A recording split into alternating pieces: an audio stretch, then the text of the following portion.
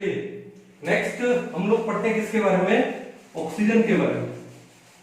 ठीक है, तो ज्यादा इतना डिटेल नहीं है लेकिन फिर भी एग्जाम में क्वेश्चन बन सकता है। किसके बारे में, मॉलिक्यूलर ऑक्सीजन, या इसको हम लोग क्या बोल सकते हैं, डाई ऑक्सीजन भी बोल सकते हैं। फॉर्मूला क्या है, O2। अब ये वो चीज है जिसके बिना हम लोग जिंदा नहीं रह सकते। ठीक है, अगर ऑक्सीजन नहीं मिलेगी तो हम लोग मर जाएंगे, सही है ना। तो O2 के बारे में पहला क्वेश्चन तो ये बनता है कि जो O2 है it is paramagnetic in nature. It is paramagnetic in nature. अभी थोड़ी देर पहले आपको बताया था, क्या बताया था कि पाई स्टार 2px में और इसके पाई स्टार 2py में एक एक अनपेड इलेक्ट्रॉन होता है। एक एक क्या होता है, अनपेड इलेक्ट्रॉन होता है। दैट्स व्हाई कि जो डाई ऑक्सीजन है या मॉलिक्यूलर ऑक्सीजन है it is paramagnetic in nature. एक क्वेश्चन ये हो सकता है। उसके बाद दूसरा, इसका मेथड ऑफ प्रिपरेशन क्या जाता है, इसके मेथड ऑफ प्रिपरेशन पे भी क्वेश्चन आता है। ठीक है, सबसे पहले लैब में कैसे बनाए, लैब मेथड। ठीक है, ये जो KClO3 है, KClO3 को हम लोग क्या बोलते हैं, पोटेशियम क्लोरेट। क्या बोलते हैं, पोटेशियम क्लोरेट। अब इस KClO3 को आप हीट कर दो in presence of MnO2, in presence of MnO2। अब ये जो MnO2 है यहाँ पे कैटलिस्ट का काम करता है। ठीक है, यानी इस प्रोसेस को वो फास्ट कर देगा। ठीक है, तो क्या बनाएगा, ये बनेगा क्या, KCl प्लस में O2। अगर मैं रिएक्शन को बैलेंस कर दूं तो ये देखो ये रिएक्शन बैलेंस हो गई। लेकिन यहां पर एक इंपॉर्टेंट बात जो याद रखने वाली है कि जो पोटेशियम क्लोरेट और MnO2 है वो 4:1 के रेशो में लेते हैं हम लोग। किसके रेशो में लेते हैं, 4:1 के रेशो में। दूसरी बात कि ये जो आप MnO2 वो ले रहे हो, देखो मेन क्या है, MnO2 जो आप ले रहे हो it should be carbon free. It should be carbon free. Question उठता है कि सर कार्बन फ्री क्यों, क्योंकि अगर कार्बन आ गया तो कार्बन और पोटेशियम क्लोरेट का जो मिक्सचर है, जो कॉम्बिनेशन है वो एक्सप्लोसिव होता है। अगर MnO2 में थोड़ा सा अगर कार्बन मिक्स हो गया मान लो कहीं से, तो वो कार्बन और पोटेशियम क्लोरेट हीट तो आप ही कर रहे हो तो एक्सप्लोड हो जाएगा। दैट्स व्हाई जो MnO2 आप ले रहे हो it should be carbon free. Clear कहानी है, एक तो ये हो गया। ठीक है, दूसरा पॉइंट देखो ध्यान से, पहला पॉइंट ये है। दूसरा पॉइंट कि हम कैसे बना सकते हैं कि जो मेटल के ऑक्साइड्स जो भी है ना, उन सभी ऑक्साइड को आप क्या कर दो, गर्म कर दो। ठीक है, गर्म करने से आपको क्या मिलेगा, ऑक्सीजन मिलेगा। ठीक है, जैसे मान लो आपको मिला NaNO3, आपको मिला KNO3, ठीक है, या फिर Pb3O4। ठीक है, इन सबको आप गर्म कर दो भाई। ठीक है, हीट कर दो। हीट करने से आपको क्या मिल जाएगा, O2 मिल जाएगा। NaNO3 से क्या मिल जाएगा, NaNO2 मिल जाएगा। KNO3 से वही KNO2 मिल जाएगा, प्लस में क्या है O2। Pb3O4 से भी क्या मिल जाएगा, O2 मिल जाएगा, प्लस में PbO2 या PbO, ठीक है, वो मिल जाएगा। कहने का मतलब है कि जो मेटल के ऑक्साइड्स हैं उन मेटल के ऑक्साइड को अगर आप स्ट्रॉन्ग हीट करते हो तो आपको मॉलिक्यूलर ऑक्सीजन मिलती है। ठीक है, अब उसके बाद जो अगला इंपॉर्टेंट है वो क्या है, देखो ध्यान से कि KClO3 तो हमने पढ़ ही लिया। आप उसके बाद और क्या ले लो, आप ले लो मान लो जिंक क्लोरेट ZnClO3 का ट्वाइस, K2Cr2O7, KMnO4। इन सब को आप क्या कर दो, इन सब को आप हीट कर दो, स्ट्रॉन्ग हीट कर दो। ठीक है, स्ट्रॉन्ग हीट करने से मिलेगा क्या, आपको ऑक्सीजन मिलेगी। क्या मिलेगी, ऑक्सीजन। क्लियर है।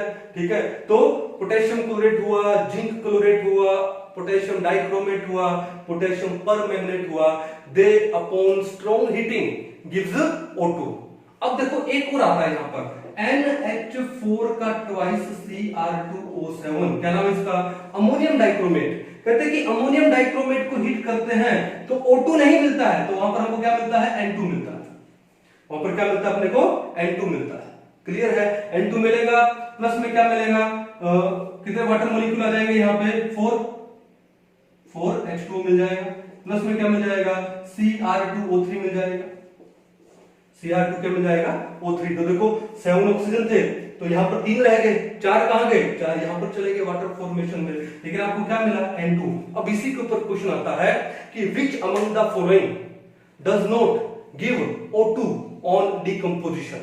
ठीक है, तो आपको रिएक्शन देगा, एक ये भी देगा अमोनियम डाइक्रोमेट। तो अमोनियम डाइक्रोमेट को हीट करने पर N2 मिलता है, O2 नहीं मिलता। ये एक शायद किसी नीट एग्जाम में आया भी हुआ है प्रीवियस ईयर में, हम जब लास्ट में क्वेश्चन करेंगे तो हम देखेंगे इसके अंदर। क्लियर है? तो ये भी बड़ा इंपॉर्टेंट था। तो ये ऑक्सीजन को बनाने के कुछ एक मेथड है, कर लोगे कोई इशू नहीं है। उसके बाद ऑक्सीजन का यूज तो मेरे को शायद आपको बताने की जरूरत है ही नहीं, ठीक है ना, बहुत सारे प्रोसेस है उसके अंदर, ऑक्सीजन के काफी सारे यूज होते हैं, ठीक है। तो अब हम लोग इसके अंदर और जो मेन है वो क्या है, ऑक्साइड। क्या है? ऑक्साइड। जैसे जो ऑक्साइड है, एसिडिक ऑक्साइड हुआ, बेसिक ऑक्साइड हुआ, आपका एम्फोटेरिक ऑक्साइड हुआ, और आपका क्या हुआ, न्यूट्रल ऑक्साइड। तो हम लोग थोड़े से ऑक्साइड की बात कर लेते हैं कि आप कैसे पता लगाओगे कि कौन सा ऑक्साइड क्या है, कैसा है, ठीक है।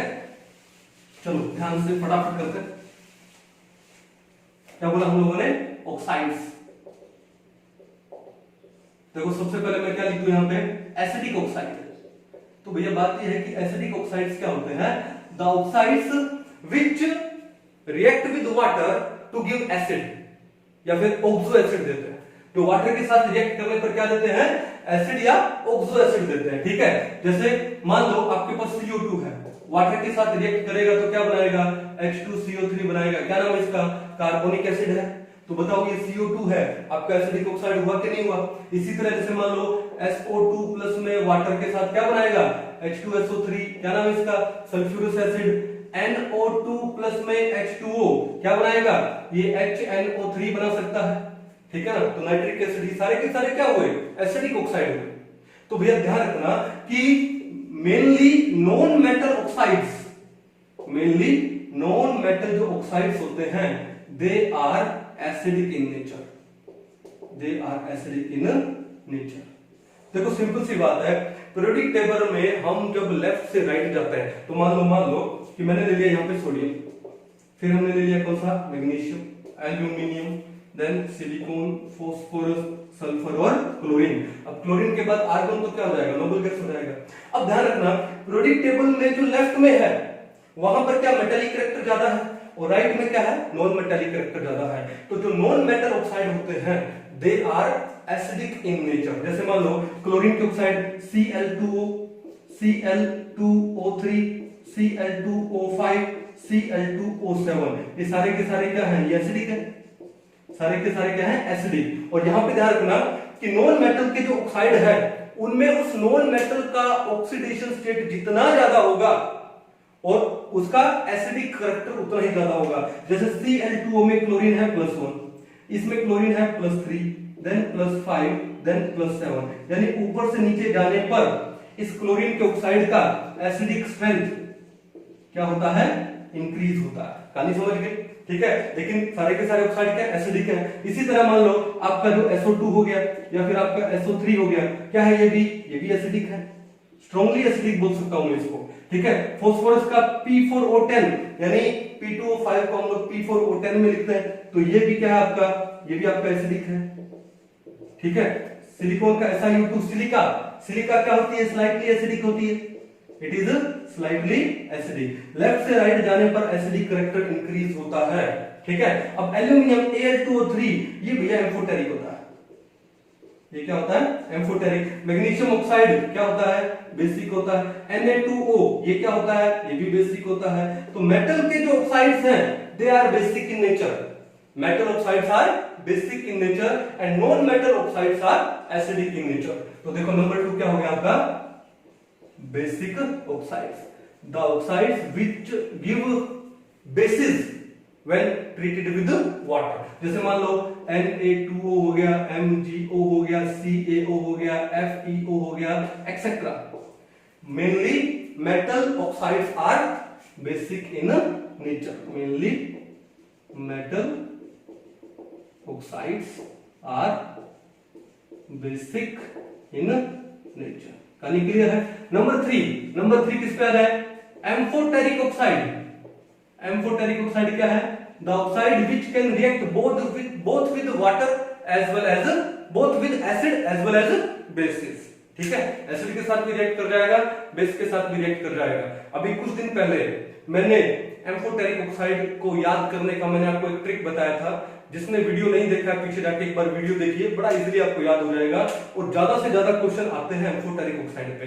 तो वो ट्रिक क्या था, आंटी की वो आलू बेटी, आंटी यानी एंटीमनी, Sb2O3, ठीक है। आंटी की वो O वेनेडियम पेंटाऑक्साइड, ठीक है, VO2 था, V2O5 था, ठीक है। आलू से क्या था, Al2O3 एल्यूमिना, एल्यूमिना क्या होता है, एम्फोटेरिक होता है, ठीक है। बेटी BeBeO, Ti से TiO2, ठीक है। TiO2 को हम लोग क्या बोलते हैं, रोटाइल बोलते हैं, ठीक है ना, ठीक है। अंटी क्यू आलू बेटी, जानकर, जानकर से क्या आ जाएगा, ZNO, कर से क्या आ जाएगा, Cr2O3 आ जाएगा, ठीक है ना, ओके। जानकर लेती, लेड, ले से लेड हो जाएगा PbO2, टी से क्या आ जाएगा, टिन, टिन यानी SnO2 आ जाएगा, ठीक है। जानकर लेती है यानी वाटर, वाटर क्या होता है, एम्फोटेरिक होता है, ठीक है। क्यों, क्यों यानी Cu, कॉपर, CuO, ठीक है। मैंगो, मैंगो यानी मैंगनीज, मैंगनीज में Mn2O3 हो गया, MnO2 हो गया, Mn3O4 हो गया। ये सारे के सारे जो ऑक्साइड मैंने लिखे हैं वो क्या है, तुम्हारे एम्फोटेरिक ऑक्साइड है। कौन सा ऑक्साइड है, एम्फोटेरिक ऑक्साइड। क्लियर है, एग्जाम में क्वेश्चन आता है amphoteric oxide they can react both with acid as well as bases. उसके बाद जो नंबर 4 आता है वो कौन सा आता है, न्यूट्रल ऑक्साइड्स का। अब न्यूट्रल ऑक्साइड क्या होते हैं, the oxides which neither react with acid nor with base. कौन कौन से हैं, इसके लिए भी ट्रिक बताया था क्या, कोनो हंसने की बात है क्या, कोनो को CONO, हंसना यानी लाफिंग गैस N2O, तो CONO and N2O they are neutral oxides. Clear है, तो एग्जाम में इस एम्फोटेरिक और न्यूट्रल ऑक्साइड्स के ऊपर क्वेश्चन बन सकता है, ठीक है। एक बार इसको अच्छे से उतार लीजिए। चलिए नेक्स्ट हम लोग ऑक्सीजन के बाद किसको पढ़ेंगे, ओजोन को। बड़ा इंपॉर्टेंट है भैया ओजोन भी। ये जो ग्रुप 16 है पी ब्लॉक एलिमेंट्स में, ये काफी इंपॉर्टेंट है। एक से लेके 2 क्वेश्चन आते हैं नीट में, और जेईई मेंस में भी कम से कम एक क्वेश्चन पूछ ही लेता है, तो अच्छे से समझ लीजिए इसको। नेक्स्ट क्या है, ओजोन। ओजोन का फॉर्मूला क्या है, O3, ट्राइएटॉमिक है ये, क्या है ये, ट्राइएटॉमिक। तो सबसे पहले क्या पढ़ेंगे, इसका मेथड ऑफ प्रिपरेशन पढ़ेंगे इसका, ठीक है। तो कैसे प्रिपेयर करते हैं, it is prepared by passing silent electric discharge in O2, ठीक है। कैसे, by passing silent electric discharge through किसमें, O2 में। अब क्वेश्चन ये उठता है कि सर साइलेंट इलेक्ट्रिक डिस्चार्ज क्यों पास करते हैं, ठीक है ना। तो रीजन ये है कि जो साइलेंट इलेक्ट्रिक डिस्चार्ज यानी मतलब क्या हुआ, स्पार्कलेस हुआ, ये क्या हुआ, स्पार्कलेस इलेक्ट्रिक डिस्चार्ज हुआ, ठीक है। और इस स्पार्कलेस इलेक्ट्रिक डिस्चार्ज में it produces less heat, it produces less heat, ये कम हीट प्रोड्यूस करेगा। अगर हमने साइलेंट इलेक्ट्रिक डिस्चार्ज नहीं लिया तो ज्यादा हीट प्रोड्यूस होगी, और जब ज्यादा हीट प्रोड्यूस होगी तो बाद में जो इससे ओजोन बनेगा, ओजोन वापस से डिकम्पोज होकर क्या दे देगा, ऑक्सीजन दे देगा। तो रिएक्शन देखो क्या है, 3O2, रिवर्सिबल का साइन लगाया है तो क्या देगा, 2O3 देगा। क्या लेना आपको, साइलेंट इलेक्ट्रिक डिस्चार्ज। कहानी समझ आ गई। अगर साइलेंट नहीं लिया, साइलेंट का मतलब क्या होता है, स्पार्कलेस, और स्पार्कलेस का मतलब क्या हुआ कि वो लेस हीट प्रोड्यूस करेगा, लेस हीट प्रोड्यूस करेगा तो ऑक्सीजन किस में कन्वर्ट हो जाएगी, ओजोन में। अगर साइलेंट नहीं लिया तो क्या होगा, large amount of heat produce होगी, मींस उस लार्ज अमाउंट ऑफ हीट से वो जो ओजोन है वापस से किस में कन्वर्ट हो जाएगी, O2 में कन्वर्ट हो जाएगी। क्लियर है। या फिर हम लोग क्या ले लें, यूवी रेडिएशन, अल्ट्रावायलेट रेडिएशन, ठीक है। तो अल्ट्रावायलेट रेडिएशंस की प्रेजेंस में भी जो O2 है वो किसमें कन्वर्ट हो जाती है, O3 में कन्वर्ट हो जाती है। तो पहले तो मैं आपको बता दूं कि ये जो ओजोन है it is heavier than normal oxygen, ठीक है। तो हमारे अर्थ सरफेस पे नहीं मिलती है, हमारे अर्थ सरफेस से 20 किलोमीटर अबव एक लेयर है, उसको हम लोग क्या बोलते हैं, ओजोन लेयर। अभी जो ओजोन लेयर है वो अल्ट्रावायलेट रेडिएशंस को, यूवी रेज को क्या करती है, फिल्टर करती है, अर्थ पर आने नहीं देती है। तो इसका मतलब कि लाइफ, अर्थ पे जो लाइफ है वो सेफ है, किसकी वजह से हो गई, ओजोन की वजह से।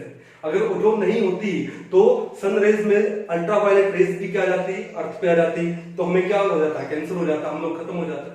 तो मैं बोल दूं कि जो ओजोन है वो अर्थ को प्रोटेक्ट करती है, ओजोन लेयर अर्थ को क्या करती है, प्रोटेक्ट करती है। क्लियर है कहानी। मेथड समझ आ गया। उसके बाद कुछ एक प्रॉपर्टीज पढ़ते हैं। तो ये क्या होती है, ये पेल पेल वाट, तो ये पेल ब्लू कलर की गैस होती है, पेल ब्लू गैस है।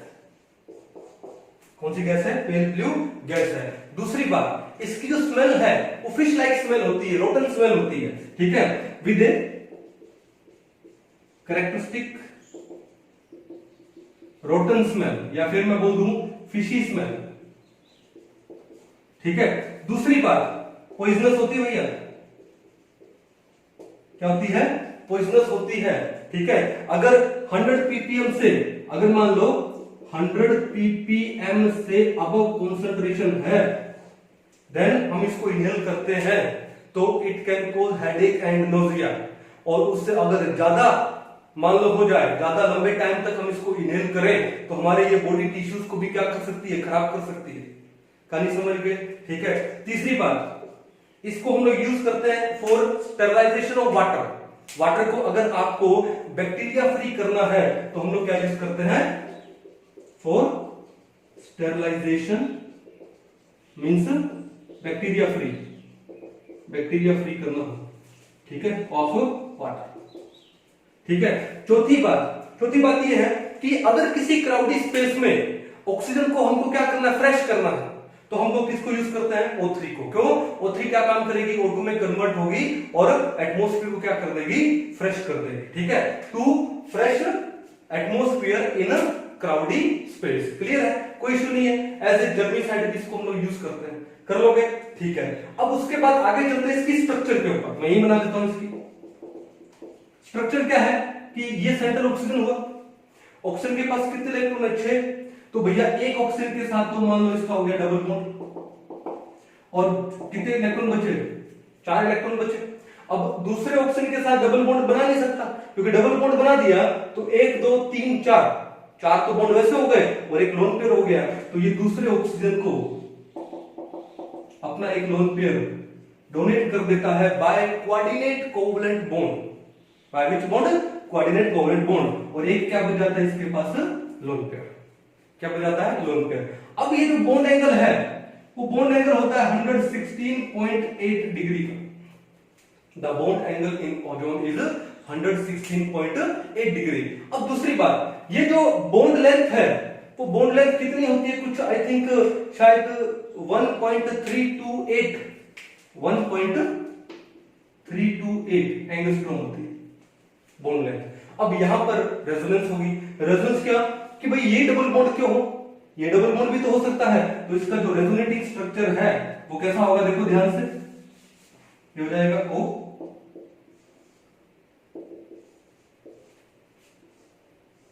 ये इसका दूसरा रेजोनेटिंग स्ट्रक्चर हो गया, ठीक है। और इसका जो रेजोनेंस हाइब्रिड है वो क्या हो जाएगा, O,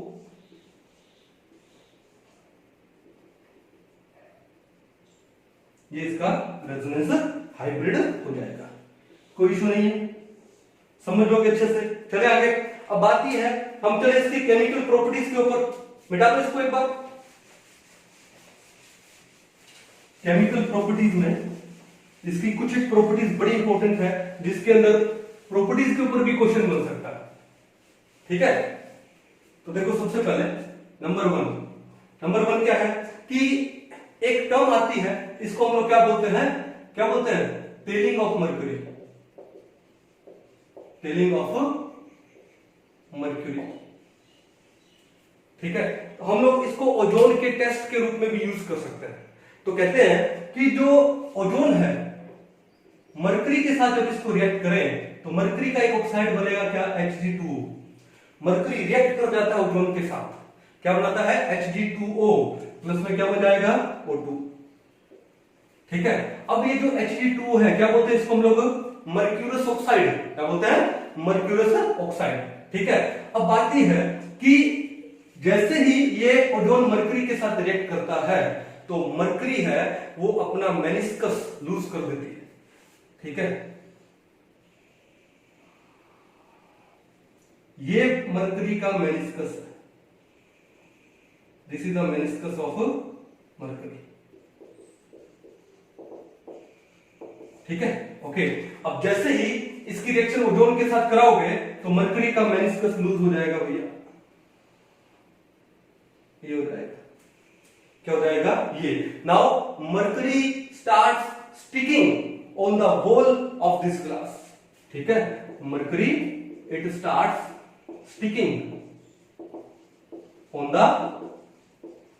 वॉल ऑफ ग्लास, ठीक है, स्टिक होना स्टार्ट हो जाती है। अगर आप एक मरकरी का एक ड्रॉप लेते हो, लिक्विड मरकरी का एक ड्रॉप लेते हो, और अगर आप उसको हुक मारोगे और सरफेस बिल्कुल क्लीन है, तो भैया वो जो मरकरी है वो सरफेस के साथ कभी स्टिक नहीं करता, ठीक है, वो आगे रोल होता होता होता होता जाएगा। लेकिन अगर आपने मरकरी की रिएक्शन ओजोन के साथ करवा दी तो क्या होगा, मरकरी अपनी मेनिस्कस को क्या कर देता है, लूज कर देता है, क्या कर देता है, लूज कर देता है। Now it starts sticking on the wall of the glass. अब स्टिक होने का मतलब क्या हुआ कि अब वो रोल होता हुआ आगे ज्यादा जा नहीं पाएगा, क्लियर है, तो नहीं जा पाएगा तो क्या होगा कि जैसे मान लो ये मरकरी है, वो रोल होता होता होता होता होता ये यहां खत्म हो गया, ठीक है, तो ऐसा लगता है कि टेल बन गई उसकी, क्या बन गई, टेल। तो इसको हम लोग क्या बोलते हैं, इसे बोलते हैं क्या, टेलिंग ऑफ मर्क्यूरी, क्या बोलते हैं इसको, टेलिंग ऑफ मर्क्यूरी, ठीक है। अब ये जो मर्क्यूरी की टेल बनी, it is due to the formation of Hg2O। Exam में इसके ऊपर क्वेश्चन आ सकता है, the tailing of mercury is due to the formation of Hg2O, और ये बताता है कि मर्क्यूरी का रिएक्शन किसके साथ हुआ, ozone, means it confirms the presence of ozone. Then अब ये मर्क्यूरी का टेल तो बन गया, वापस से इस टेलिंग को रिमूव कैसे किया जाए, so the tail removes by washing it with water, water के साथ वॉश कर दो। जैसे मान लो Hg2O की रिएक्शन जब आप किसके साथ कराओगे, जब आप कराओगे किसके साथ में, वाटर के साथ में, तो वापस क्या हो जाएगा, मर्क्यूरी बन जाएगा प्लस में H2O2। तो मर्क्यूरी अपना मेनिस्कस रीगेन कर लेता है, mercury regains its meniscus back when it is washed with water, clear है। तो ये जो टेलिंग ऑफ मर्क्यूरी है ये किसकी प्रेजेंस को शो करता है, ओजोन को शो करता है, ठीक है ना, मर्क्यूरी ओजोन के साथ रिएक्ट करके टेल बनाता है, और वो जो टेल बनाता है वो क्या है, Hg2O, और उस टेल को रिमूव कैसे करते हैं, bye washing it with water. तो ये एक बड़ा ही इंपॉर्टेंट टॉपिक है आपके एग्जाम में आने के लिए, ठीक है, आई थिंक आपको समझ में आया होगा। चलो अब आगे नंबर 2 देखो। नंबर 2 क्या है कि अगर हम लोग ओजोन को KOH के साथ में रिएक्ट करवाते हैं तो भैया एक ऑरेंज कलर का सॉलिड बनता है, और that orange solid is KO3। क्या बोलते हैं इसको, पोटेशियम ओजोनाइड, क्या बोलते हैं, पोटेशियम ओजोनाइड, ठीक है, it is an orange coloured solid, ठीक है, और ये पैरामैग्नेटिक होता है, ये क्या होता है, it is paramagnetic. Why paramagnetic, due to the presence of ozonide, क्या है, K positive O3 negative, due to O3 negative ion. देखा आपने, एक इलेक्ट्रॉन फ्री है ना, तो क्या हो जाएगा, ये पैरामैग्नेटिक हो जाएगा। तो ये भी बड़ा इंपॉर्टेंट टेस्ट है ओजोन का, कि ओजोन है पोटेशियम हाइड्रोक्साइड के साथ में एक ऑरेंज सॉलिड बनाता है, that is known as potassium ozonide KO3, and that is paramagnetic due to the presence of O3 negative ion. कर लोगे, ये भी एक बड़ा इंपॉर्टेंट था। उसके बाद मिटा दो इसको, 2 हो गए। हर एक पॉइंट के ऊपर क्वेश्चन बनता भैया यहाँ पे, तो आपको हर एक पॉइंट अच्छे से आना चाहिए, ठीक है। नंबर 3 मैं बता दूं इसकी क्या, ऑक्सीडाइजिंग नेचर बता दूं, क्या बता दूं, ऑक्सीडाइजिंग प्रॉपर्टी, ठीक है। ये एक बहुत ही स्ट्रॉन्ग ऑक्सीडाइजिंग एजेंट होता है भाई। कैसे, ये जो O3 है, O3 आपको क्या देगा, O2 प्लस में नीसेंट ऑक्सीजन देगा, क्या देगा, नीसेंट ऑक्सीजन। अब देखो ये क्या क्या काम करता है। अब देखो भाई ऐसा है कि PbS को O3 के साथ रिएक्ट कराओगे तो क्या बनेगा, PbSO4 बन जाएगा, ठीक है, प्लस में क्या बना देगा, O2। अब PbS कौन से कलर का होता है, ब्लैक कलर का होता है। लेड सल्फाइड कौन से कलर का होता है, ब्लैक कलर का होता है, और PbSO4 कौन से कलर का होता है, व्हाइट कलर का होता है। तो जो ओजोन है वो ब्लैक लेड सल्फाइड को व्हाइट लेड सल्फेट में कन्वर्ट कर देता है, क्लियर है कहानी, ओके। उसके बाद ये PbSO3 लेड सल्फाइड को लेड सल्फेट में कन्वर्ट कर देगा। उसके बाद Na2S सोडियम सल्फाइड को किसमें कन्वर्ट करेगा? Na2SO4 सोडियम सल्फेट में। फिर Na2SO3 क्या बोलते हैं? सोडियम सल्फाइड को भी किसमें कन्वर्ट करेगा? Na2SO4 में कन्वर्ट करेगा। ठीक है ना? तो इसका मतलब क्या है कि ये मेटल के सल्फाइड को और सल्फाइड्स को किसमें कन्वर्ट कर देता है? सल्फेट में कन्वर्ट कर देता है। ठीक है, उसके बाद मान लो आपको दे दे NaNO2 सोडियम नाइट्राइट, उसको NaNO3 में कन्वर्ट कर देगा, सोडियम नाइट्रेट में कन्वर्ट कर देगा। ठीक है, अब आपको मान लो ये दे दे K2Cr2O7, यहां पर तो ये काम करेगा किसका? रिड्यूसिंग का काम करेगा। तो आपको इसका ऑक्सीडाइजिंग का पता लग गया। अब नंबर 4 कर लेते हैं किसका? रिड्यूसिंग का, रिड्यूसिंग प्रॉपर्टी। ठीक है, तो रिड्यूसिंग प्रॉपर्टी में देखो क्या है कि K2Cr2O7 प्लस में H2SO4 क्या हुआ? एसिडिफाइड पोटेशियम डाइक्रोमेट हुआ। यहाँ पे क्रोमियम क्या है? +6 में है। ओजोन के साथ जब आप इसको ट्रीट करोगे तो क्या काम करेगा? एक ग्रीन मास बनाएगा किसका? Cr2SO4 का थ्राइस। क्रोमियम यहाँ पे क्या है? +3। तो +6 को +3 में कन्वर्ट कर दिया, वो उसकी कौन सी नेचर बताता है? रिड्यूसिंग नेचर बताता है। ठीक है, और खुद ये क्या हो जाएगा? ऑक्सीडाइज हो जाएगा। चलो आगे चले। KMNO4 है एसिडिफाइड। ठीक है, यहाँ पे मैग्नीज कितना है? +7 है। उसको ये कन्वर्ट कर देगा किसमें? MnSO4 में। मैग्नीज कितना हो गया? +2 में हो गया। देखो पॉजिटिव क्या हो गया? डिक्रीज हो गया, यानी रिडक्शन कर दी यहाँ पर भी। तो यहाँ पर ये एज ए रिड्यूसिंग एजेंट भी काम करता है। क्लियर है? Number 5 bleaching agent. अब आपने देखा कि यहां पर ये क्या दे रहा है? O3 क्या दे रहा है आपको? O2 प्लस में O दे रहा है, नीसेंट ऑक्सीजन दे रहा है। ठीक है, इसका मतलब जो नीसेंट ऑक्सीजन है वो क्या काम करेगी? ब्लीचिंग का काम करेगी।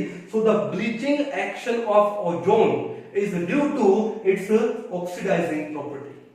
ठीक है, जैसे हमने SO2 का पढ़ा था, the bleaching action of SO2 is due to its reducing property, वैसे ही bleaching action of ozone is due to its oxidising property. तो क्या होगा कि O3 है वो क्या दे रहा है आपको? O2 प्लस में नीसेंट ऑक्सीजन। अब कलर्ड कंपाउंड्स को ये जो नीसेंट ऑक्सीजन है किसमें कन्वर्ट करता है? कलरलेस कंपाउंड्स में कन्वर्ट करता है। किसमें कन्वर्ट करता है? कलरलेस कंपाउंड्स में। तो इसलिए O3 को हम यूज करते हैं टू ब्लीच आइवरी। ठीक है, आइवरी को ब्लीच करने में या फिर उसके बाद कॉटन को ब्लीच करने में, ठीक, इनको ब्लीच करने में यूज करते हैं। समझ आएगी कहानी? तो इसका ऑक्सीडाइजिंग प्रॉपर्टी भी है, रिड्यूसिंग प्रॉपर्टी भी है और ब्लीचिंग प्रॉपर्टी भी है। कर लोगे? यूज हमने पढ़ लिया इसका। ठीक है, क्या यूज है? टू स्टेरलाइज वाटर को बैक्टीरिया फ्री करना हो, या फिर it is use to purify oxygen in a crowded area. ठीक है, एज ए जर्मीसाइड भी इसको हम लोग यूज करते हैं। ठीक है, एज एन ऑक्सीडाइजिंग एजेंट भी हम इसको यूज करते हैं। कर लोगे? चलो कोई इशू नहीं है। तो ये था किसके बारे में? ओजोन के बारे में। ठीक है, एक बार इसको उतार लो, फिर और आगे बढ़ते हैं। चले आगे। तो अभी हम लोग इस चैप्टर के एंड पार्ट में आ गए भैया। लगभग हमने सब कुछ डिस्कस कर लिया है। ठीक है, 2-3 चीजें बची है, वो फटाफट डिस्कस कर लेते हैं। ठीक है, तो देखो ध्यान से, क्या था हमारे पास? ऑक्सीजन फैमिली था, और ऑक्सीजन फैमिली में कौन कौन से मेंबर है? ऑक्सीजन, सल्फर, सेलेनियम, टेलुरियम और पोलोनियम। और पोलोनियम क्या होता है? रेडियो एक्टिव होता है। क्या होता है? Radio active. तो भैया ध्यान से, अगर मैं इन सब के हाइड्राइड बनाऊं, तो ऑक्सीजन का हाइड्राइड क्या होगा? H2O। फिर इसका क्या होगा? H2S। क्या होगा? H2S, देन H2SE, H2TE और H2PO। और ये रेडियो एक्टिव है, तो मैं एक बार नहीं बना रहा। तो भैया सबसे पहले मैं बात करूंगा किसके बारे में? बॉइलिंग पॉइंट के बारे में। किसके बारे में? Boiling point. भाई ऑक्सीजन फैमिली के हाइड्राइड्स का बॉइलिंग पॉइंट का ऑर्डर क्या होता है? देखो ध्यान से, H2O greater than H2TE greater than H2SE greater than H2S। बड़ा स्ट्रेंज है। सबसे ज्यादा होगा वाटर का, फिर होगा किसका?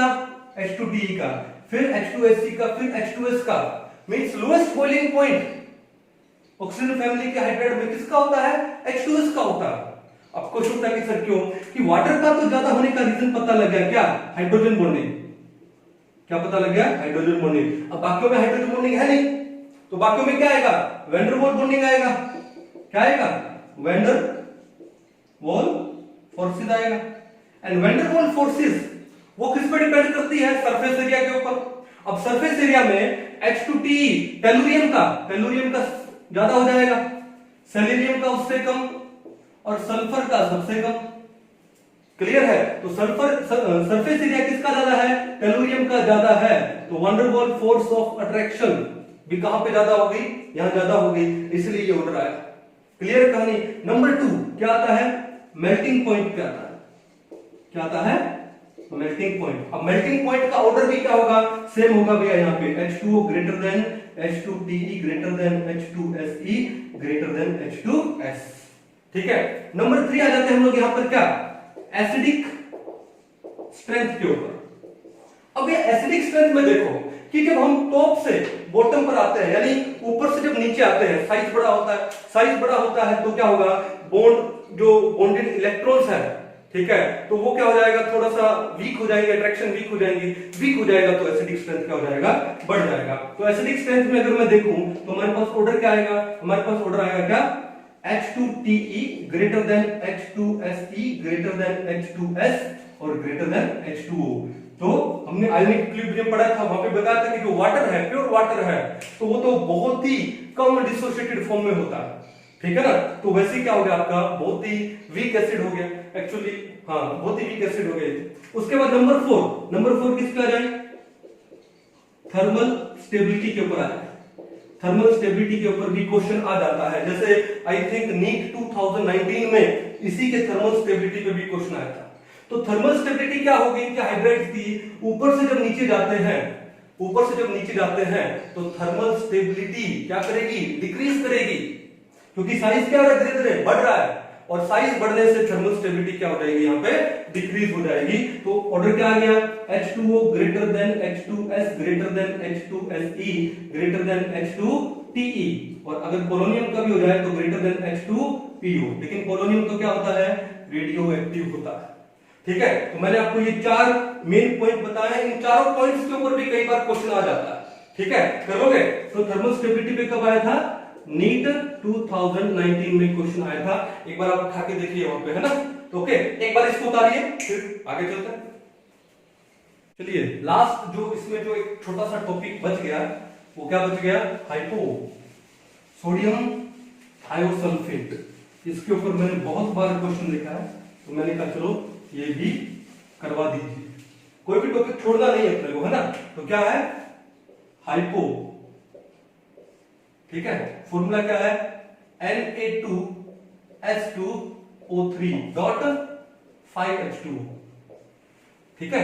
तो हाइड्रेटेड है ये, अगर इसको मैं हाइड्रेटेड ना यूज करूं तो क्या यूज कर लूंगा, Na2S2O3, क्या बोलते हैं इसको, हाइपो बोलते हैं, ठीक है ना। सबसे पहले इसको बनाए कैसे, मेथड ऑफ प्रिपरेशन में आ जाता है, इसका प्रिपरेशन में आ जाता है, कैसे बनाएंगे, Na2SO3, क्या नाम है इसका, सोडियम सल्फाइड।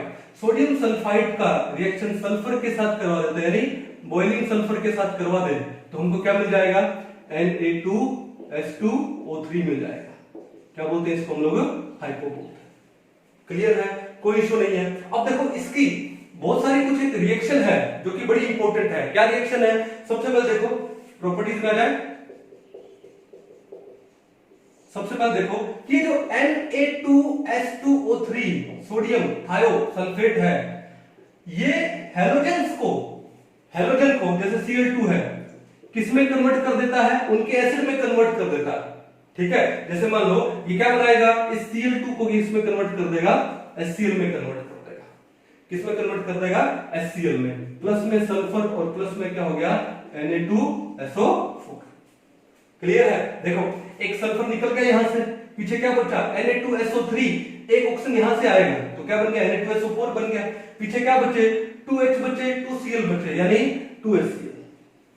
अब इसका मतलब क्या है कि सॉल्यूशन में अगर कहीं पे क्लोरीन पड़ा है तो ये इस क्लोरीन को क्या कर देगा, रिमूव कर देगा बाय फॉर्मिंग HCl। तो मैं बोल सकता हूं कि Na2S2O3 it is used as an antichlor, ठीक है, क्लोरीन को रिमूव करने में काम आ रहा है, तो क्या हो जाएगा, it is used as an anti chlor compound. Clear है, ये भी इंपॉर्टेंट है। उसके बाद देखो नेक्स्ट, देखो यहां पर नेक्स्ट क्या है कि ये जो हम लोग क्वांटिटेटिव एनालिसिस करते हैं, हम लोग टाइट्रेशन जो हम लोग करते हैं, वॉल्यूमेट्रिक एनालिसिस जो बोलते हैं, तो उस टाइट्रेशन के अंदर कैसे करेगा, देखो Na2S2O3 है, ठीक है, ये रिएक्ट करेगा। अभी नेक्स्ट हम लोग चलते हैं किसके ऊपर, हाइपो के ऊपर। बड़ा इंपॉर्टेंट है एग्जाम पॉइंट ऑफ व्यू से, इसको छोड़ना नहीं है। क्या लिखा हम लोगों ने, हाइपो, या फिर इसका दूसरा नाम क्या है, sodium thiosulphate. Sodium thiosulphate formula क्या होगा, Na2S2O3.5H2। मैंने हाइड्रेटेड फॉर्म का लिखा है, ठीक है। चलिए,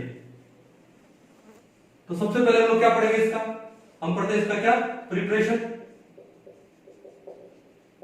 तो कैसे प्रिपेयर करें इसको कि जो Na2SO3 क्या होता है, सोडियम सल्फाइड। सोडियम सल्फाइड का रिएक्शन अगर हम लोग बॉइलिंग सल्फर से करवाते हैं, सल्फर बॉइलिंग, तो क्या बन जाएगा, Na2S2O3 बन जाएगा, ठीक है, सोडियम थायोसल्फेट बन जाएगा, सिंपल है। उसके बाद प्रॉपर्टी पे चले, प्रॉपर्टीज पे चलते हैं। तो सबसे पहले तो देखो बात यह है कि ये जो हाइपो है ये हैलोजन को रिड्यूस कर देता है। देखो क्या लिखा, इट रिड्यूसेस हैलोजेंस,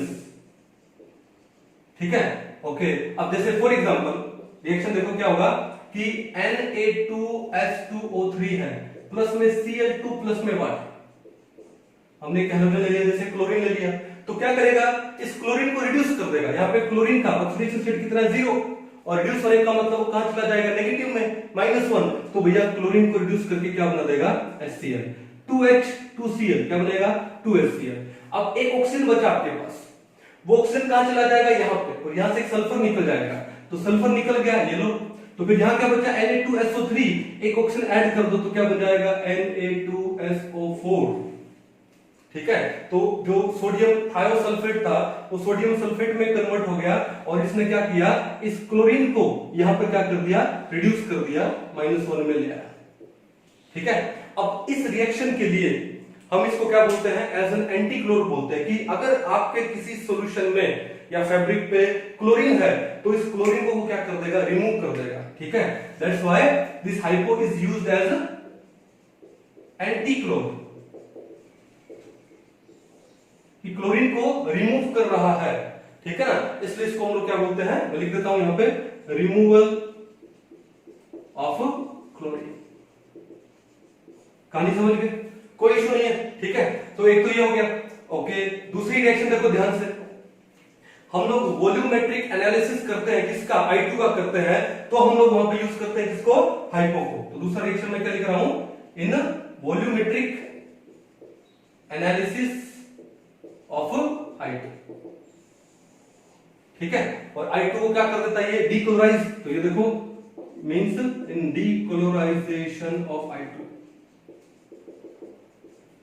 ठीक है। रिएक्शन देखो ध्यान से, Na2S2O3 प्लस में I2 क्या देगा आपको, 2 तो दे देगा NaI, 2 तो हो जाएगा NaI, ठीक है। प्लस में यहां पर ये क्या बनेगा, ये बनेगा Na2S4O6, S2O3 से S4O6 बन गया, क्या बोलते हैं इसको, सोडियम टेट्राथायोनेट, सोडियम टेट्राथायोनेट। अब ये जो रिएक्शन है, ये रिएक्शन को हम यूज करते हैं, ठीक है, किसमें यूज करते हैं, in the estimation of oxidising agents like copper sulphate, like आपका MnO2, CaOCl2, यानी ब्लीचिंग पाउडर की बात कर रहा हूं, और बड़े इंपॉर्टेंट है कौन सा, KMnO4, K2Cr2O7, ठीक है। इनका एस्टिमेशन करेंगे, और कैसे एस्टिमेशन करेंगे कि इन ऑक्सीडाइजिंग एजेंट को हम लोग रिएक्ट करवाते हैं किसके साथ, Ki के साथ। देखो ध्यान से कि मैंने एग्जांपल ले लिया, फॉर एग्जांपल CuSO4 ले लिया, इसकी रिएक्शन हमने करवा दी किसके साथ में, Ki के साथ में करवा दी, ठीक है। तो क्या बनेगा, एक तो बन जाएगा K2SO4 प्लस में Cu2I2 प्लस में I2 करवा दिया।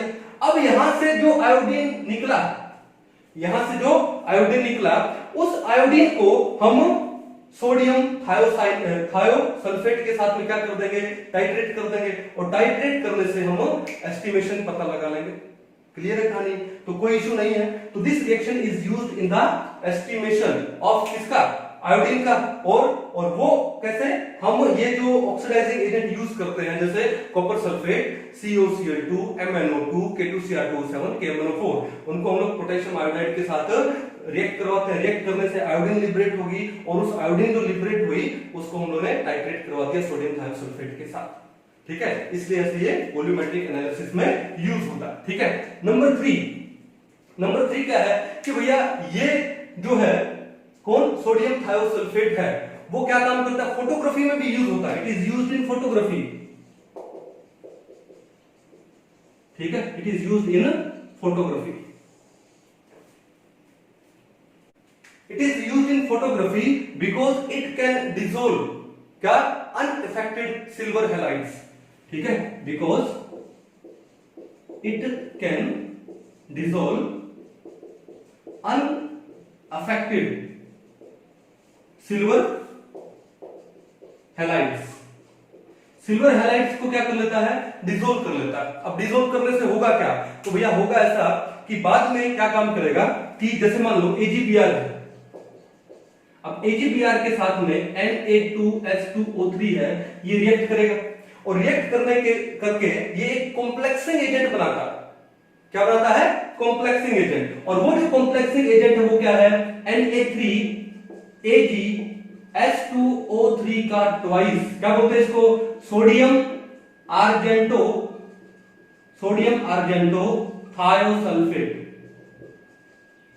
क्या बोलते हैं इसको हम लोग, सोडियम आर्जेंटो थायोसल्फेट। ठीक है, तो इसका मतलब क्या है, ये एज ए कॉम्प्लेक्सिंग एजेंट भी यूज हो रहा है यहां पर। ठीक है, तो अब एग्जाम में एक आईटी में क्वेश्चन आया था, काफी पुराने टाइम की बात है, कि hypo is used in photography because of its काफी सारी नेचर थी, ऑक्सीडाइजिंग, रिड्यूसिंग, ये वो। तो उसका आंसर क्या था, because of its complex forming tendency. Because of its complex forming tendency, कि हाइपो कहां पे यूज होता है, फोटोग्राफी में यूज होता है। क्यों, क्योंकि ये जो अनअफेक्टेड जो सिल्वर हैलाइड है, मेनली सिल्वर ब्रोमाइड है, उस सिल्वर ब्रोमाइड को सॉल्यूशन में से हटा देगा during the fixation of negative. और हटाएगा कैसे, by the formation of a complex. और वो फॉर्मेशन कॉम्प्लेक्स कौन सा है, सोडियम आर्जेंटो थायोसल्फेट। क्लियर कहानी है, आपको पता लगे रिएक्शन का। ओके, उसके बाद लास्ट में जो आता है वो क्या आता है, इसकी स्ट्रक्चर पढ़ लेते हैं। और स्ट्रक्चर बड़ी सिंपल है, कैसे भैया, सोल्टी तो है Na2H2O3, तो कैसे बनाएंगे, पहले सल्फ्यूरिक एसिड की बनाओ, H double bond O double bond O OH। ये सल्फ्यूरिक एसिड का स्ट्रक्चर है। अब इस सल्फ्यूरिक एसिड का सोल्ट सल्फेट कैसे बनाएंगे, H हटा दो O नेगेटिव, H हटा दो यहां पर O नेगेटिव, तो ये हो गया SO4 2 नेगेटिव। अब SO4 2 नेगेटिव सल्फेट आयन में आपको कुछ नहीं करना है, एक ऑक्सीजन को हटा दो और वहां पे सल्फर लगा दो। अब ये क्या बन गया, H2O कितने हो गए, 3, क्या हो गया 2 नेगेटिव। और अगर आपको Na पॉजिटिव लगाने हैं तो यहाँ पे Na पॉजिटिव लगा दो, तो क्या हो जाएगा Na2H2O3। सिंपल सा स्ट्रक्चर है, कोई इशू है नहीं। तो ये था किसके बारे में, हाइपो के बारे में। आई होप आपको ये चैप्टर अच्छा लगा होगा।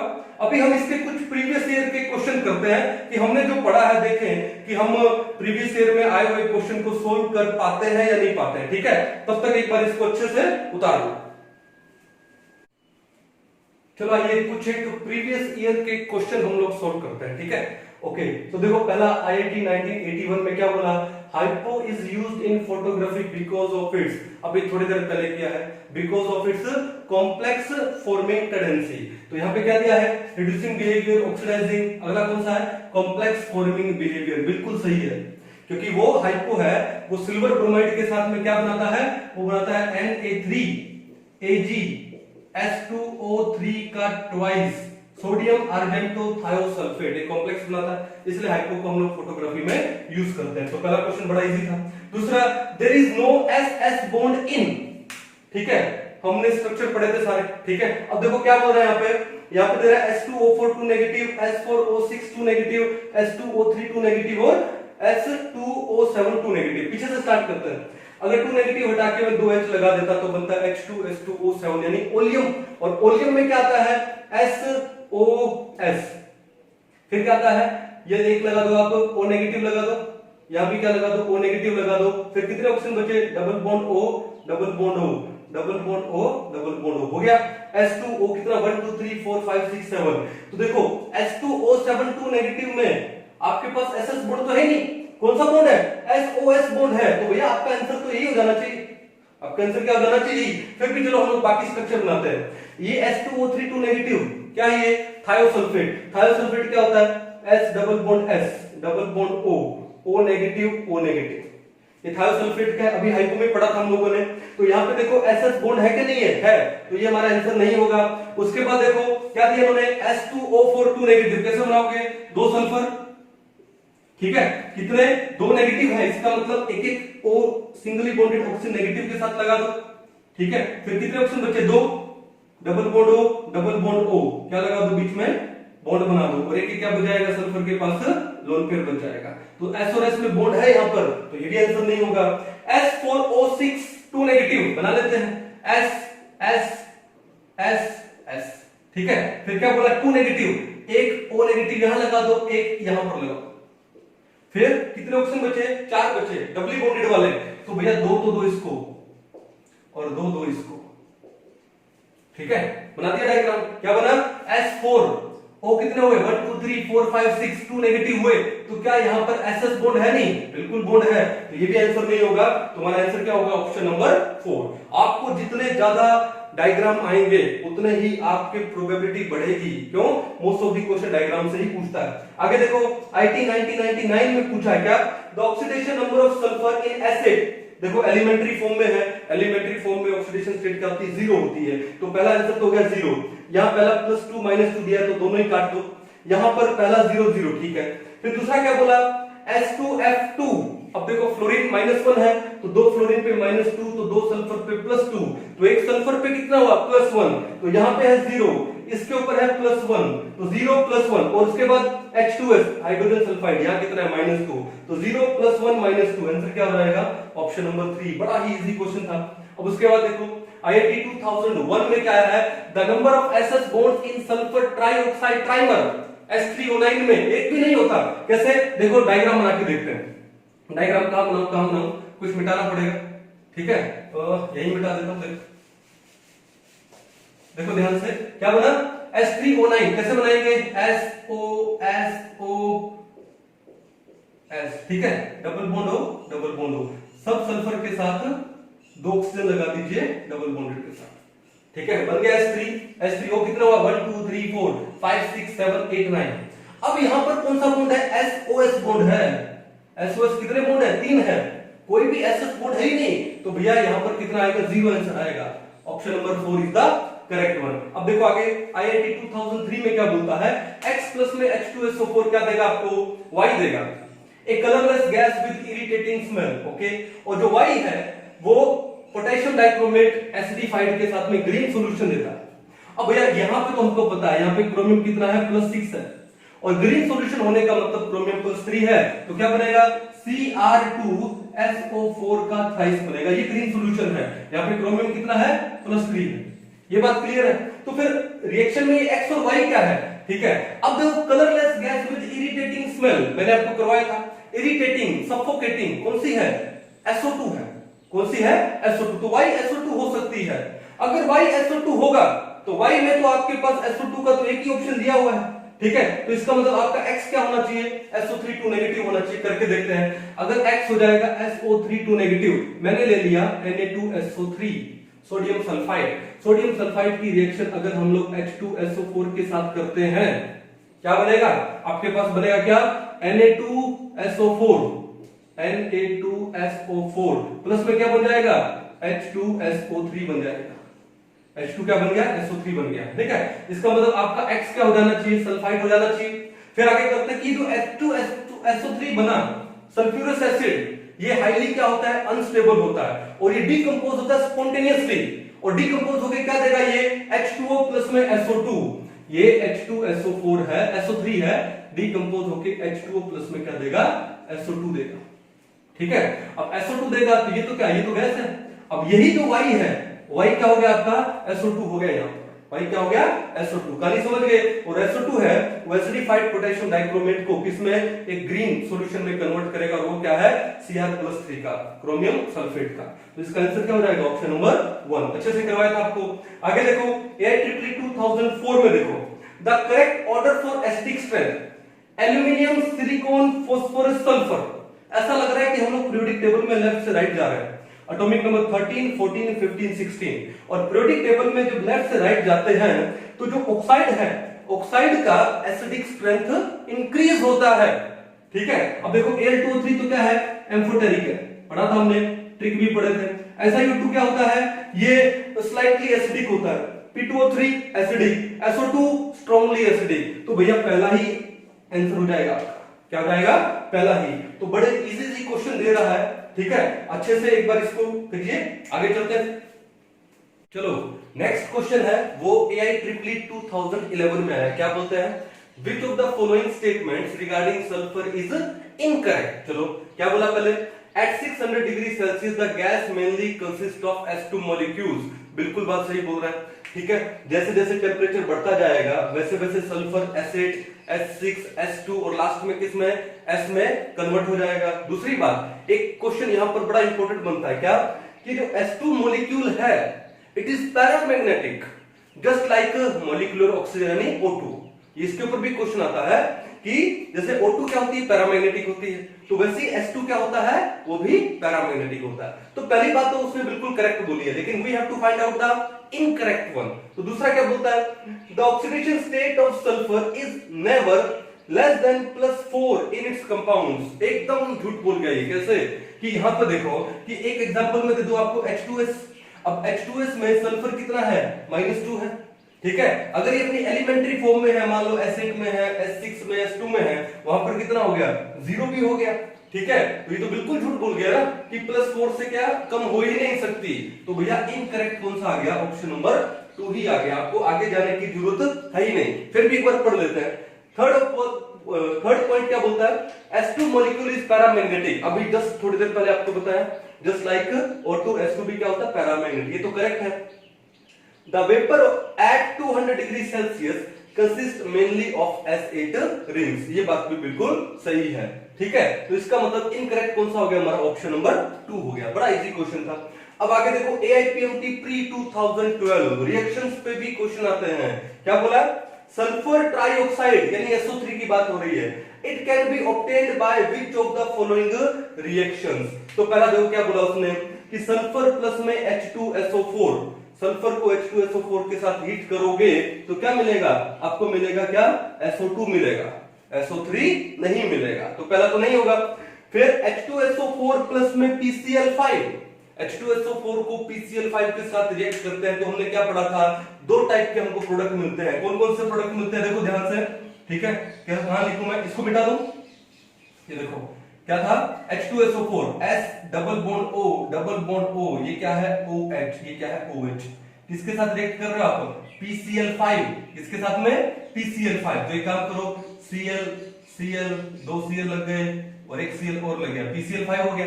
अब देखो ध्यान से, रिएक्ट करोगे तो क्या प्रोडक्ट मिलना चाहिए, एक तो बन जाएगा कौन सा आपका HCl बन जाएगा, एक तो क्या बनेगा HCl, और क्या क्या बनेगा, एक बन जाएगा आपका कौन सा POCl3, एक क्या बन जाएगा POCl3, और एक Cl यहां पे आपके लग जाएगा। तो लग जाएगा तो यहां पर क्या बन गया, यहां पे हमारे पास आ गया क्या Cl आ गया, हमारे पास क्या आ गया Cl। अब ये जो प्रोडक्ट बना इसको हम लोग क्या बोलेंगे, क्लोरोसल्फोनिक एसिड। क्या बोलेंगे, क्लोरोसल्फोनिक एसिड। सल्फोनिक क्यों बोला, सल्फ्यूरिक क्यों नहीं बोला, क्योंकि एक ऑक्सीजन चला गया। ठीक है, तो क्लोरोसल्फोनिक एसिड, एक तो ये प्रोडक्ट बनता है। एक प्रोडक्ट क्या हो सकता है कि ये OH भी जाकर के वहां भी Cl लग जाए, तो क्या बन जाएगा HCl, Cl double bond O double bond O, या फिर मैं बोलूं फॉर्मूला क्या बन गया SO2 Cl2, क्या बोलते हैं उसको सल्फ्यूराइल क्लोराइड बोलते हैं, क्या बोलते हैं सल्फ्यूराइल क्लोराइड। लेकिन हमसे क्या पूछा गया है कि SO3 कौन बनाता है, इसका मतलब है कि जो सेकंड रिएक्शन है उसमें भी SO3 नहीं बनने वाला। क्या क्या बन सकता है, chlorosulphonic acid and sulphuryl chloride can be form but sulphur trioxide can not be form. चलो आगे क्या बोलता है, कैल्शियम सल्फेट की रिएक्शन कार्बन के साथ करवाएं।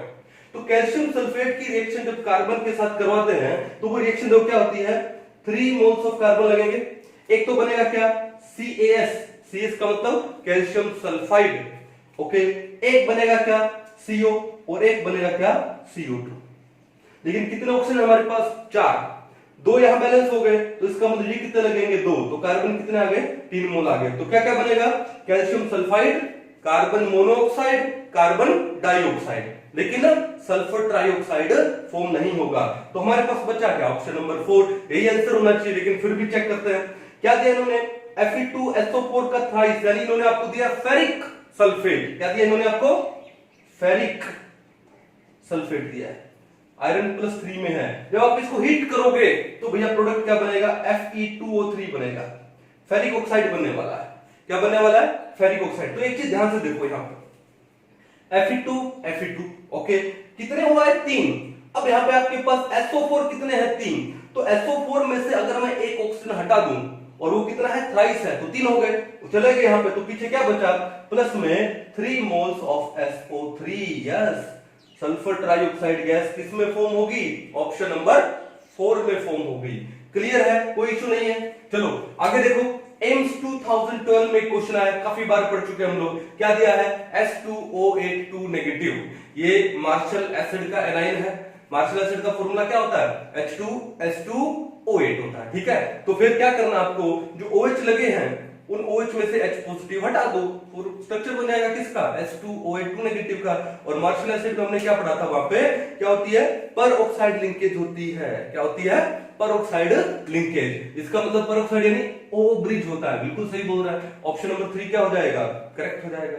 चलो नीट 2013 में क्या है, विच of the following does not give oxygen on heating, बड़ा ही फेमस क्वेश्चन है, बड़ा ही इंपॉर्टेंट क्वेश्चन है। देखो सबसे पहले इन्होंने आपको दिया है क्या, जिंक क्लोरेट।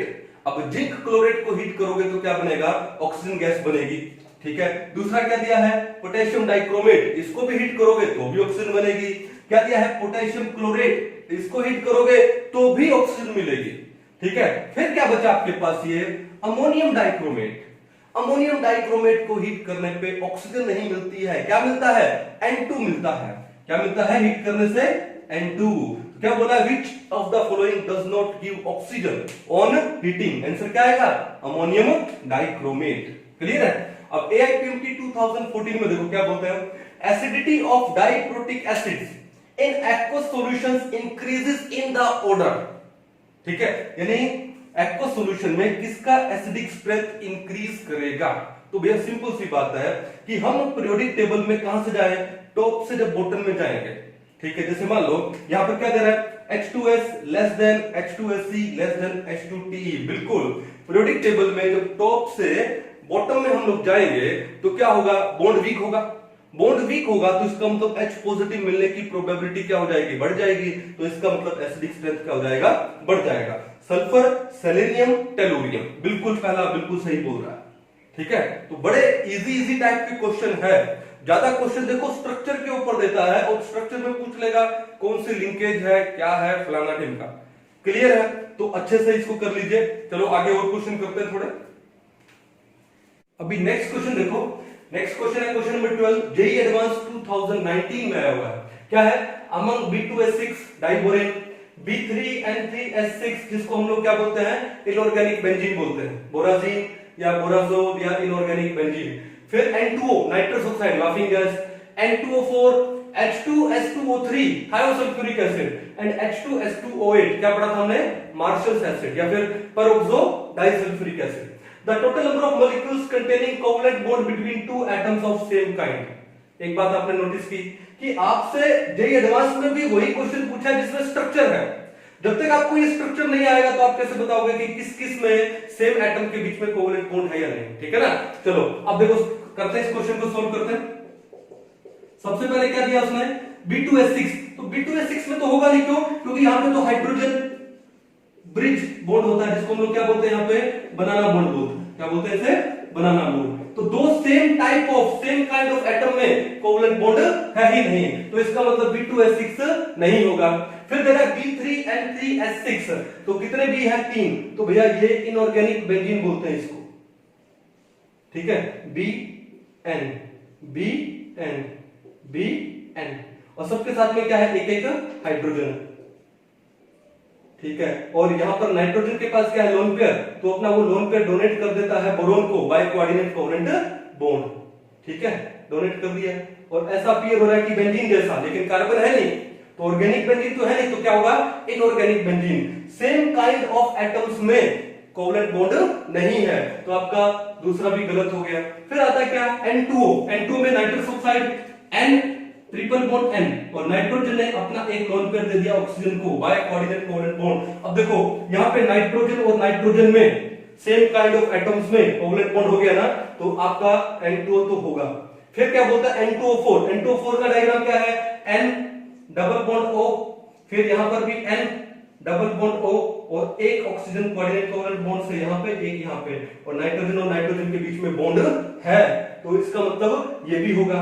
फिर H2SO3 क्या बोलते हैं, थायोसल्फ्यूरिक एसिड, क्यों, H2SO4 था, एक ऑक्सीजन हटा के वहां पे सल्फर लगा दिया, तो H2SO4 का स्ट्रक्चर बना लो, और एक ऑक्सीजन जो डबली बॉन्डेड है सल्फर के साथ, उसको हटा के सल्फर लगा दो, कैसे हो जाएगा, S double bond O double S, एक OH और एक OH, हो गया ना, H2S2 O कितना हो गया, 3। सेम काइंड ऑफ एटम्स में कोवेलेंट बॉन्ड है कि नहीं है, तो ये भी आपका आंसर हो गया। फिर क्या आता है, H2S2O8, क्या है, मार्शल एसिड, क्या बोलते हैं उसको, पेरोक्सो डाइसल्फ्यूरिक एसिड, यानी वहां पर पेरोक्साइड लिंकेज है। पेरोक्साइड लिंकेज होने का मतलब ऑक्सीजन ऑक्सीजन में सिंगल बॉन्ड है, ये तो वैसे ही हो गया, लेकिन फिर भी डायग्राम बना लेते हैं क्या, कि S एक OH यहां पर, एक OH यहां पर, then double bond O double bond O double bond O double bond O, कितने ऑक्सीजन हो गए, 1 2 3 4 5 6, 8 में से 6 के 2 बचे।